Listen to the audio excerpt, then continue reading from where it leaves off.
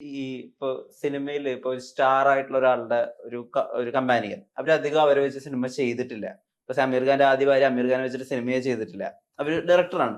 പറയുന്നത് എനിക്ക് ഭയമാണ്. കാരണം ഓൾറെഡി നമ്മുടെ ഇടയിൽ ഒരു വിശ്വാസമുണ്ട്, ഒരു സ്നേഹമുണ്ട്. അത് ഞാൻ ഇനി കളയണ്ടല്ലോ ഇത്രയും വലിയ ഒരാളെ വെച്ച് പടം ചെയ്തു. അതിനല്ലേ ഞാൻ ആത്മാർത്ഥമായി ശ്രമിക്കേണ്ടത്.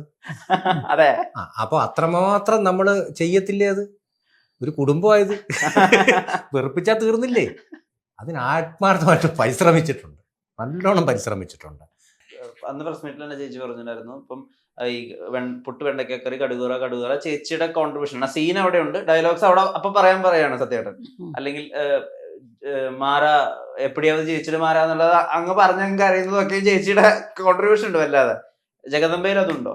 ജഗദമ്പയിൽ അതേ ഉള്ളൂ. നമ്മൾ സ്ക്രിപ്റ്റ് എഴുതുന്ന, ഞാനൊരു ഉദാഹരണം പറയാം. നമ്മൾ കോൺട്രിബ്യൂഷൻ എന്ന് പറയുന്നത് നമ്മളുടെ ഒരു ഡയറക്ടർ ഒരു ആർട്ടിസ്റ്റും തമ്മിലുള്ള ഒരു കമ്മ്യൂണിക്കേഷൻ ഉണ്ടല്ലോ. ഡയറക്ടർ ആർട്ടിസ്റ്റിൻ്റെ ഒരിക്കൽ പറയുകയാണ്, എൻ്റെ ആർട്ടിസ്റ്റിൻ്റെ മീറ്റർ, ഇപ്പം വൈഫൈ എന്ന് പറഞ്ഞാൽ ഏത് ആർട്ടിസ്റ്റ് ആയാലും നമ്മുടെ മീറ്റർ ഇതാണ് എന്ന് പറഞ്ഞു കഴിയുമ്പോൾ അവരാ കഥാപാത്രമായി മാറുവാണെങ്കിൽ അവരുടെ വായിൽ നിന്ന് തന്നെ നമ്മൾ പറയുന്ന ആ അർത്ഥം വെച്ചുള്ള വാക്കുകൾ വരും. നമുക്ക് സ്ക്രിപ്റ്റ് എഴുതാനും പറയാൻ പറ്റും. ഉർവശി ഇവിടെ വരൂ, അല്ലെ ഉർവശി വാ, ഇങ്ങനെയല്ലേ എഴുതാൻ പറ്റൂ. ആ എക്സ്പ്രഷൻ കൊടുത്ത് ആ ഇത് ഞാൻ എഴുതിയ സ്ക്രിപ്റ്റ് പോലൊന്നും അല്ല ഉർവശി പറഞ്ഞിരുന്നത്. പറഞ്ഞ വാക്കുകളുടെ അർത്ഥം ഉൾക്കൊണ്ടുകൊണ്ട് അത് നമ്മളങ്ങ് വിട്ടുകൊടുക്കും. അതാണ് ലൈവ് എന്ന് പറയും. അവരങ്ങനെ ചെയ്യുമ്പോഴത്തേക്ക് അത് ഇത്രയും എക്സ്പീരിയൻസ് ഉള്ളത് നമ്മൾ ഇനി അല്ല, ഇത് വാമനന്റെ നായല്ല മറ്റേ നായ ഒന്നും പറയണ്ട, അച്ഛൻ്റെ ഇച്ഛയല്ല അങ്ങനെ പറയൊന്നും വേണ്ട. അവരുടെ ഫ്ലോ ഉണ്ട്. അതാണ് എക്സ്പീരിയൻസ് എന്ന് പറയുന്നത്. എല്ലാ സിനിമകളിലൊന്നും അല്ല, നമ്മൾ ഇങ്ങനെയുള്ള സിനിമകളിൽ പറ്റും. ചില സിനിമകളിൽ നമ്മൾ എന്റെ അനുഭവം പറഞ്ഞതേ അല്ലല്ല. അതെ അതെ അതെ. അതിപ്പോ ഇത്തരം ക്യാരക്ടേഴ്സിനൊക്കെ എന്ന് പറയുമ്പോൾ നമുക്ക് ചിലതിന് ഇപ്പൊ പുരാണമോ ചരിത്രമോ ഒക്കെ ചെയ്യുമ്പം അങ്ങ് അത് ഫിക്സ്ഡ് ആണ്, അത് വരുമ്പം നമ്മള് കുറച്ച് ശ്രദ്ധിച്ച് തന്നെ ചെയ്യേണ്ടി വരും. ഈ പലപ്പോഴും പറഞ്ഞിട്ടുണ്ട് എനിക്ക് പ്രോസസ് ഇല്ല, ഞാൻ ഡയറക്ടേഴ്സിനനുസരിച്ച് അങ്ങ് ചെയ്യാണ്, ഞാൻ അങ്ങനെ ഒന്നിനു വേണ്ടി പ്രിപ്പയർ ചെയ്യുന്നില്ല, ഒന്നിനു വേണ്ടി ആഗ്രഹിക്കുന്നില്ല. ഇതൊക്കെ സത്യമാണ്? സത്യമാണ്, ഉറപ്പായിട്ട് 100% സത്യമാണ്. എന്നെ ജഡ്ജ് ചെയ്യാൻ എനിക്കറിയില്ല. എന്നെ ജഡ്ജ് ചെയ്യാൻ എന്നെക്കാൾ നന്നായിട്ട് വിഷ്ണുവിന് അറിയാൻ പറ്റുമായിരിക്കും. എനിക്കറിയാൻ പറ്റില്ല. അതൊരു വിജയമാണോ പരാജയമാണോ എന്നൊന്നും എനിക്കറിയില്ല. പക്ഷെ എനിക്ക് എന്താണ് ഞാൻ കൃത്യമായിട്ട് ചെയ്യേണ്ടത് അല്ലെങ്കിൽ ചെയ്യുന്നത് എന്നുള്ളതിനെ കുറിച്ച് എൻ്റെ മനസ്സിൽ നിങ്ങളെനിക്ക് പറഞ്ഞു തരുമ്പോൾ ഒരു ധാരണ വരും. അത് ഞാൻ ചെയ്യുന്നു. അതിൻ്റെ ഒരു എന്താ പറയുക, ഒരു ക്വാളിറ്റിയോ ക്വാണ്ടിറ്റിയോ ജഡ്ജ് ചെയ്യാൻ എനിക്കറിയില്ല. അങ്ങനെ പ്രോസസ്സ് ചെയ്യാൻ എനിക്കറിയാം. ആ പ്രോസസ്സേ അല്ല ഞാൻ ചെയ്യുന്നത്. ഞാനൊരു സിനിമയ്ക്ക് വേണ്ടി അതിനു വേണ്ടി തന്നെ ആദ്യം ഈ സൂര്യ റിപ്പോർട്ടർ ഇതിൻ്റെ നമുക്ക് ഫസ്റ്റ് ഒരു വർക്ക്ഷോപ്പ് പോലെ സൂര്യയും നമുക്ക് എല്ലാവർക്കും കൂടി ഇരുന്ന് അതൊന്ന് വർക്ക് ചെയ്യാം എന്നായിരുന്നു സുധയുടെ അഭിപ്രായം. അപ്പൊ അത് പടം ചെയ്യുന്നതിന് 2.5 കൊല്ലത്തിന് മുമ്പേ സ്ക്രിപ്റ്റ് എൻ്റെ വീട്ടിലുണ്ട്. ഞങ്ങളിങ്ങനെ ഡിസ്കസ് പറയുകയും ഓരോ സിനിമ അങ്ങനെയൊക്കെ ഉണ്ട്. ഞാൻ പറഞ്ഞു ഒരു രക്ഷയില്ല, കാര്യം അപർണയൊക്കെ വെച്ചിട്ട് അവര് ഒക്കെ ചെയ്യുന്നുണ്ട്. പക്ഷെ ഞാൻ പറഞ്ഞു എനിക്കത് പറ്റത്തില്ല. കാരണം ഈ ചെയ്യുന്നത് ഓപ്പോസിറ്റ് നിൽക്കുന്ന ആള് ഫിക്സ് ചെയ്യും, ഞാനിങ്ങനെ ചെയ്യുമായിരിക്കും, അപ്പൊ വിഷ്ണു ഇങ്ങനെ പെർഫോം ചെയ്യുമായിരിക്കും എന്നൊക്കെ നമ്മൾ ഫിക്സ് ചെയ്യും. ഞാൻ അവിടെ വരുമ്പോൾ ചെയ്യുന്ന ഇതൊന്നും ആയിരിക്കത്തില്ല. ആ സമയത്ത് ആക്ഷൻ എന്ന് പറയുമ്പോൾ എനിക്ക് എന്തോ ഇപ്പൊ വരുന്നു അതേ ചെയ്യാൻ പറ്റുള്ളൂ. അപ്പൊ പിന്നെ നിങ്ങൾ അപ്സെറ്റ് ആവും. നിങ്ങളൊന്ന് ഫിക്സ് ചെയ്ത് വെച്ചേക്കല്ലേ, ഞാൻ ഇങ്ങനെ ചെയ്യുമ്പോൾ നിങ്ങൾ ഇങ്ങനെ പെരുമാറണം എന്ന് ഫിക്സ് ചെയ്ത് വെക്കുമ്പോൾ കൂടെ ഉള്ളവർക്ക് ബുദ്ധിമുട്ടാവും. അത് എനിക്കത് വരത്തില്ല, അതാ പ്രശ്നം. അപ്പൊ ഞാൻ അത് ഒഴിവാക്കി, ബാക്കിയുള്ളവരെല്ലാം വെച്ച് ചെയ്തു. പിന്നൊരു ഓ അന്ത നാട്കൾ എന്നും പറഞ്ഞൊരു സിനിമ, 4 ഫിലിമിലുള്ള 4 ക്യാരക്ടേഴ്സ് ഒന്നിച്ച് ജോയിൻ ചെയ്യും. അങ്ങനെ ഒരു ഫിലിം. അപ്പൊ ഞാനുണ്ട്, രാധിക, സുഹാസിനി, ഖുഷ്ബു, അങ്ങനെ ഞങ്ങൾ 4 പേരും 4 സിനിമയുടെ ക്യാരക്ടേഴ്സാണ്. അപ്പൊ ഞങ്ങൾ 4 പേരും കൂടെ ഒരുമിച്ച് ചേർന്നൊരു സ്ഥലത്തേക്കുള്ള ഒരു യാത്ര. അങ്ങനെ അതിനുവേണ്ടി റിഹേഴ്സൽ ചെയ്തേ പറ്റുള്ളൂ. കാരണം പരസ്പര ബന്ധമില്ലാത്ത 4 സിനിമയിലെ 4 ക്യാരക്ടേഴ്സാണ്. അപ്പൊ നിങ്ങൾ എങ്ങനെ അതായിട്ടൊന്ന് മൂവ് ചെയ്യുന്നുള്ളത് കുറച്ച് നാൾ മുമ്പ് വന്ന പടമാണ്. അന്ന് പറഞ്ഞ് വന്നു. ഇവിടെ വന്നിട്ട് ഓസ്ട്രേലിയയിലാണ് ഷൂട്ടിങ്. അപ്പൊ അവിടെ റിഹേഴ്സലൊന്നുള്ള സമയമില്ല. നമ്മൾ ക്യാൻറ്റീനാണ് പലപ്പോഴും വർക്ക് ചെയ്യുന്നത്. അപ്പം പല കടകളിലും റോഡിലും ഒക്കെ ഇറക്കി വിട്ടിട്ട് ക്യാമറ എവിടെയെങ്കിലും ആയിരിക്കും. അപ്പം അവിടുന്ന് നമുക്ക് ഒരു ഹിന്റ് തരാൻ പോലും പറ്റത്തില്ല. ബാക്കി എല്ലാം ഷൂട്ടാണ്.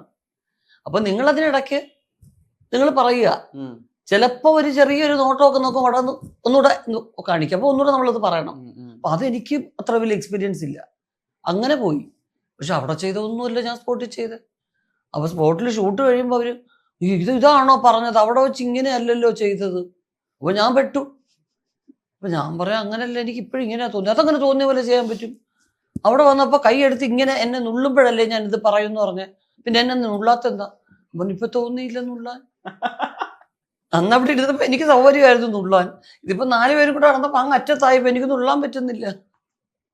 അപ്പൊ എനിക്ക് ഇങ്ങനത്തെ പ്രശ്നമുണ്ട്. അപ്പൊ എനിക്ക് പ്രിപ്പയർ ചെയ്യുന്ന പ്രോസസ്സൊക്കെ എന്തോ എനിക്ക് അറിഞ്ഞൂടാ. ഞാനതാ ഓരോരുത്തരെ കണ്ട് അത്ഭുതപ്പെടുന്ന, ഈ ഹോംവർക്ക് ചെയ്ത് കറക്റ്റ് ആയിട്ട് നേരത്തെ പ്രിപ്പയർ ചെയ്ത് അതെ എനിക്കറിയത്തില്ല. വലിയ പാടാണ് വിഷ്ണു, അതൊക്കെ വലിയ കഴിവാണെന്നാ വിചാരിക്കുന്നത്. വലിയ പാടാണ്. ഈ ഹാസ്യാണല്ലോ ഡീൽ ചെയ്യുന്നത്, അങ്ങനെ പറയാൻ പറ്റത്തില്ല. അങ്ങനെ പറയാൻ പറ്റില്ല. ഹാസ്യം എന്ന് വെച്ചാൽ നമ്മളെ ഈ കോൺട്രിബ്യൂഷൻ കോമഡി എന്ന് പറയാം, അത് ഉണ്ടാവത്തില്ല, സിനിമയിൽ ഇല്ല. എനിക്ക് ഇപ്പൊ ഞാൻ പറഞ്ഞ വിഷ്ണു എന്നല്ലേ പേര്, വിഷ്ണുവിൽ എനിക്ക് ചില മാനറിസങ്ങൾ കോമഡി, വിഷ്ണു സീരിയസ് ആയിട്ട് ചോദിച്ചാലും ചില മാനറിസം എനിക്ക് കോമഡി ആയിട്ടായിരിക്കും തോന്നുന്നു. നമ്മുടെ സിനിമയിൽ എന്തൊക്കെയോ ഉണ്ടോ, നമ്മൾ പറഞ്ഞില്ലേ ഇപ്പം വിഷ്ണുവിന്റെ സ്ഥലം എവിടാ? തൃശ്ശൂര്. എങ്ങനെ സിറ്റിയിലാണോ വെളിയിലാണോ? ഗ്രാമത്തില. അപ്പൊ തൃശ്ശൂര് നമ്മൾ ഒരു ടെൻഷനും ഇല്ലാതെ ഈ ഗ്രാമത്തിലോട്ട് ഇറങ്ങി ചെല്ലുമ്പോൾ പല കഥാപാത്രങ്ങളും ചെയ്യുന്ന സീരിയസ് ആയിരിക്കും, പക്ഷെ നമുക്ക് കോമഡി ആയിട്ട് തോന്നും. ചില മാനറിസങ്ങൾ അങ്ങനെയാണ്. ഇതെല്ലാം ഉൾപ്പെടുത്തിക്കൊണ്ട് കോമഡി, ഞാൻ പറയാം കോൺട്രിബ്യൂഷൻ കോമഡി എന്ന വാക്ക് എനിക്ക് അത് അറിയാവുന്ന അതേ ഉള്ളൂ, വേറെന്തോന്ന് അറിയത്തില്ല. അങ്ങനെയില്ല.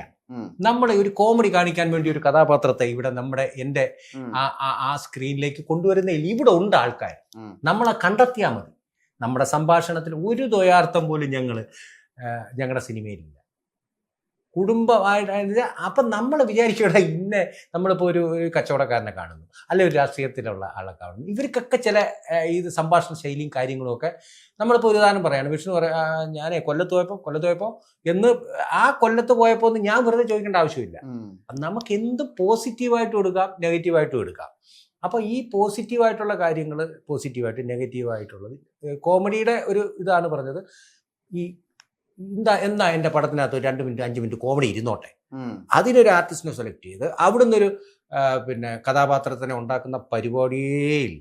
ഞങ്ങൾ 10 വർഷം എന്ത് പറഞ്ഞോ അപ്ഡേറ്റ്, പക്ഷേ വിഷയങ്ങൾ മാത്രം ആനുകാലികമായിട്ട് നമ്മൾ പഞ്ചായത്തിൽ ആനുകാലിക പ്രശ്നങ്ങളെല്ലാം ഞങ്ങൾ കൈകാര്യം ചെയ്തിട്ടുണ്ട്. അതിനകത്ത് കോമഡിയാണ് കൂടുതലെന്ന് നിങ്ങൾ കണ്ടിട്ട് പറയാം. ചിരിക്കാനുള്ള അവസരങ്ങളുണ്ട്, തീർച്ചയായിട്ടും ഉണ്ടാവും ചിരിക്കാനുള്ള, പക്ഷെ നമ്മൾ അതിനായിട്ടുള്ളൊരു ശ്രമം നടത്തിയിട്ടില്ല.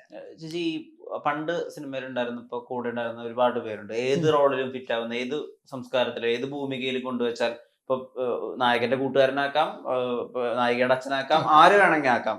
കുറെ പേര് ഇരുന്നിട്ട് വേണിച്ചേട്ടൻ, ഒടുവിൽ മാളച്ചേട്ടൻ, അങ്ങനെ ഒരുപാട് പേര്. ഇപ്പൊ ഇങ്ങനത്തെ ഒരു സെറ്റിംഗ് വരുമ്പോ നമ്മൾ അവരെയൊക്കെ മിസ് ചെയ്യുന്നുണ്ട്. ഒരു ഒരു ഗ്രാമത്തിലെ പടം എന്ന് പറയുമ്പോൾ അവരൊക്കെ മിസ് ചെയ്യുന്നത്. ചേച്ചി ഈ പടത്തിന്റെ സെറ്റിൽ അങ്ങനെയുള്ള ആളുകളെ മിസ് ചെയ്യുന്നുണ്ടോ?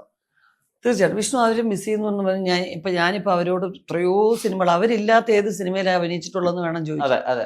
അത്രയും ഇത് ചെയ്തു. അത് തീർച്ചയായിട്ടും മിസ് ചെയ്യും. അത് മനസ്സിലെവിടെയോ കിടക്കും, ഇല്ലെന്ന് പറയാൻ പറ്റില്ല.